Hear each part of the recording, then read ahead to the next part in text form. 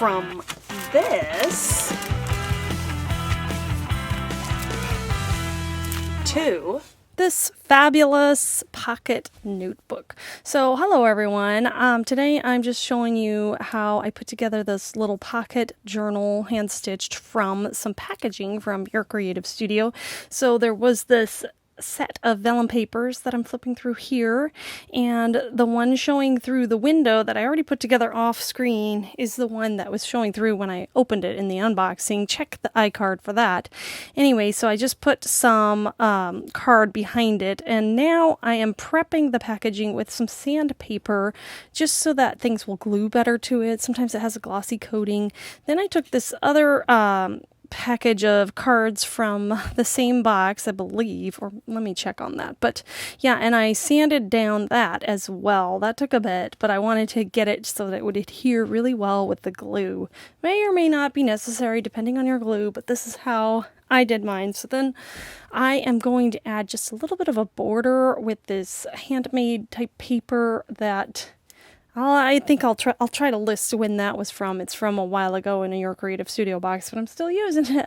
I've used it for a lot of things lately. So I'm just going to glue it to the back. There's a little bit of waste, but it's just easier this way. And then trim around the edge. I just wanted maybe like a 1/4 inch border because I just wanted a little more.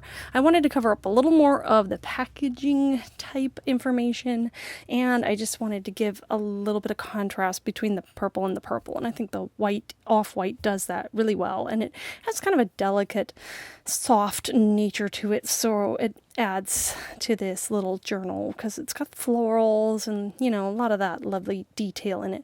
So I glued down. I gotta be careful with this because, oops, I think right here, yeah, wet glue. And so my plan changed a little bit here. I originally wanted a 1/4 inch border, but I tore that paper because when it gets wet, it is not stable. So plan B here, and it was, okay, well, we're going with a distressed look. And so I'm just using my fingernail while it's still wet with the wet glue to kind of tear off, and I'm trying to keep it relatively straight while still keeping as much of that white as possible. I think it works out in the end.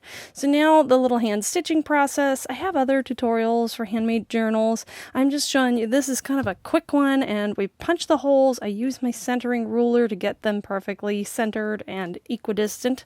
3 holes, pretty simple, pretty fast.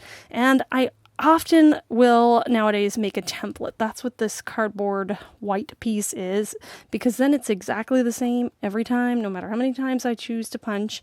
And I'm showing the holes there. Here are the papers. They're held together. I'm not going for perfect. I just don't do perfect. But the holes are all the same distance because I'm using the template. And here we have a little bit of overhang because the papers are a little shorter than the cover. And I just use my eyeballs to kind of make it even. There's just a little bit on each end, and I try to keep it even. And I'm just holding them down. I'm not even taping this template to the papers because I've done this a lot. So I'm doing it, you know, I'm fairly confident. If not, I would probably tape it down or something. And you'll see that I wiggle my pokey tool. That's just to get a little bit of a wider hole. It's easier when I come to the stitching process. Here I am using some not embossing. Totally messed up there. Embroidery thread.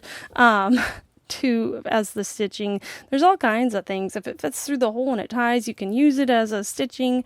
It's not very stiff, so it's not super beginner friendly, but again, I've done this a lot of times. For beginners, I recommend like a waxed cotton or a waxed thread because it holds its shape a little better and it's not as slippery. And I think the problem that sometimes you run into is not pulling it tight enough. Here I'm pulling it tight each time I go through the hole, as you can see that, because we don't want any excess looseness. We want it nice and snug, and so that can be tricky with a slicker thread. And it can still be a problem with the waxed, but it's a little easier. And so here, before I tie the final knot, I pull each end to make sure, and I've had to learn to be somewhat careful because if you pull it too tight, it's only as strong as whatever paper or cardboard you're using. And yes, I have ripped my holes and had to start on over. So definitely, if you're doing this first time, practice with something that's not not this packaging, which you've only got one of.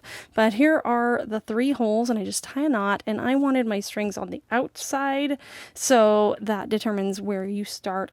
And then here, I did have a little bit of tearing on that packaging, so I'm just making sure everything stays strong by adding a little bit of tacky glue at the end there, and it also will hold my thread, you know, and that's a little flip through of the pages, and I can put a charm on here or something. So thanks again for watching, and as always, have a wonderful and creative day. Bye!